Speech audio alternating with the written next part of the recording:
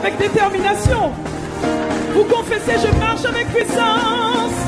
J'accomplis des miracles. J'accomplis des miracles. Alléluia. Oh, tout ça. Bonjour, que le Seigneur vous bénisse et merci aussi de nous suivre. Suivez-nous de former de 5 minutes. 5 minutes de miracles, 5 minutes de guérison, 5 minutes de délivrance, 5 minutes avec Dieu. C'est un de vos programmes que Jésus-Christ chez nous ministère vous propose. Désormais, à partir de maintenant, commencez à participer activement à ces émissions et vous verrez que Dieu est capable de changer le courant de l'histoire dans l'espace de 5 minutes. Il y a plusieurs témoignages dans la parole de Dieu, dans la Bible, des hommes et des femmes qui ont expérimenté la guérison de Dieu dans l'espace de 5 minutes. Alors, au travers de ce programme, vous allez découvrir beaucoup de grâces et beaucoup d'hommes de Dieu qui vont passer pour donc nous parler de ce que Dieu peut faire dans 5 minutes, de ce que Dieu a déjà fait, de ce qu'il fait et ce qu'il fera encore dans l'espace de 5 minutes. Que le Seigneur vous bénisse, restez fidèles à ce programme et vous ne serez pas déçus. Bye.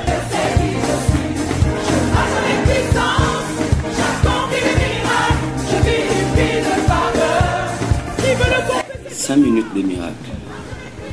Imaginons un peu 5 minutes avant la délivrance de Joseph.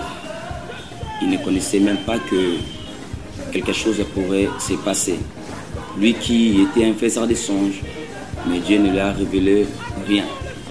Mais dans 5 minutes, Dieu a changé sa vie.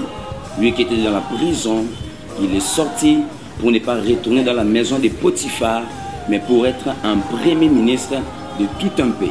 Et je déclare au nom de Jésus, toi qui passes des moments difficiles, toi qui es dans la prison satanique, tu es lié, les choses ne marchent pas, tu vis une vie très sombre. Au nom de Jésus, qui est dans ces 5 minutes de miracles, que tu vives tes miracles au nom de Jésus. Que ta vie soit bénie, prospère, avance, ce qui est impossible pour toi devienne possible. Au nom de Jésus-Christ. Amen. Shalom, peuple de Dieu. 5 minutes de miracle dans le livre des Actes des Apôtres, chapitre 3, verset 2. Avait déclaré Pierre et Jean allaient au temple. Ils ont trouvé un paralytique assis devant le temple. Ils voulaient demander le monde comme d'habitude. Vous savez, en lui, il se disait, je me contente de cette vie. Je mourrai ainsi. Mais il ne savait pas que sa vie allait changer dans moins d'1 minute. Dieu est capable de changer la vie à un moment qui a pris plusieurs années pendant 1 ou 2 minutes. C'est juste question de croire. Cet homme voyait Pierre et Jean, il demanda leur monde. Et l'homme de Dieu lui dit, je n'ai ni or ni argent, c'est que je te le donne. Vous savez, devant Dieu, même si tu te sens arriver au bout, même si tu te sens, il n'y a plus tu n'arrives plus à t'en sortir. Demande ce que tu veux, Dieu est capable de te donner ce qu'il te faut. Il demanda leur monde, mais il recevra la guérison. Il demanda leur monde, mais il a réussi ce qui était plus que ses attentes. Devant Dieu, pendant 1 minute, toute une vie peut changer. Pendant 5 minutes, toute une vie peut être bouleversée dans le sens positif. Que le Seigneur vous bénisse. Nous sommes dans 5 minutes de miracle et de guérison.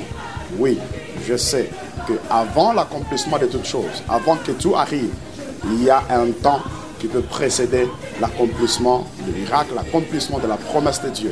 Ce que je sais est que le Dieu de la Bible ne laisse pas la souffrance commencer du début du temps jusqu'à la fin du temps. Il y a toujours un temps où c'est arrêté, un temps où ça doit finir, un temps où ça doit se terminer. Mais avant que ça termine, il y a toujours les 5 dernières minutes de la souffrance, les 5 dernières minutes de la situation qui te complique, les 5 dernières minutes de ce que tu es en train de traverser. Ce que je sais est que avant ces 5 minutes, avant que ça termine, il y avait une vie que tu avais auparavant, la vie de la souffrance. Oui, un chrétien peut souffrir, un enfant de Dieu peut souffrir. Vous savez même ce qui fait peur au diable? Regardez, les jours de la mort de Jésus-Christ, on l'a pris, on l'a mis dans les tombeaux. Mais, malgré cela, ils ont préféré mettre encore des soldats au tombeau de Jésus-Christ. Je me pose la question, pourquoi? La Bible me répond en disant, c'est parce que Jésus avait laissé une promesse. Et cette promesse devait s'accomplir 3 jours après la mort de Jésus. De même que toi aussi, le diable a peur de toi, parce qu'en toi, il y a la promesse. Un chrétien peut souffrir, mais sa souffrance est différente de la souffrance d'un païen. Parce qu'un païen souffre attendant la mort, mais un chrétien souffre attendant l'accomplissement de la promesse de Dieu.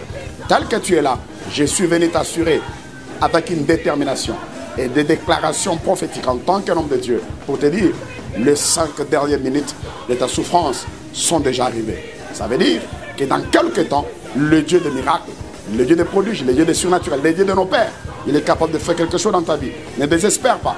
Tu es prêt à prendre un médicament pour te tuer. Peut-être te pendre, peut-être aller féticher, peut-être aller entrer dans l'occultisme.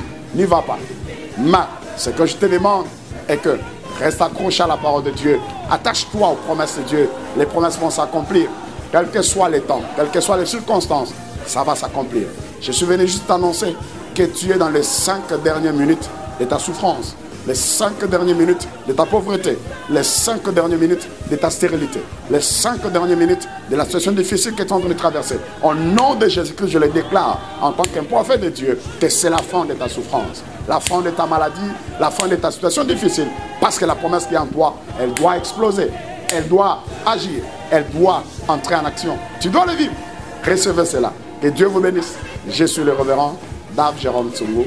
Que Dieu vous bénisse.